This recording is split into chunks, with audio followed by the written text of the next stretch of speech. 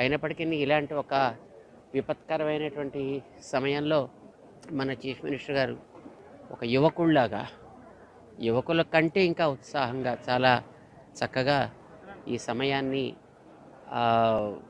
ఏమాత్రం కూడా వ్యర్థం చేయకుండా ఎన్నో రకాలైనటువంటి సేవా కార్యక్రమాలని చేసి ప్రజలకి ఒక ఆపన్న హస్తాన్ని అందించడం చాలా సంతోషంగా ఉంది.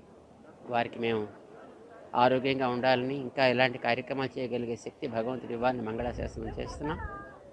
గతంలో విశాఖపట్నంలో హుడ్హుడ్ వచ్చినప్పుడు ఎంత శీఘ్ర గతిలో దాన్ని మళ్ళీ పునరుద్ధరణ చేశారు. ఈసారి ఈ విజయవాడ పరిసర ప్రాంతాలని కూడా అంత శీఘ్రగతిలోనూ పునః వాటి యొక్క స్థితికి తీసుకురాగలగడంతో పాటు ఈ 3-4 రోజుల్లో మన సీఎం గారు చేసేటటువంటి ఈ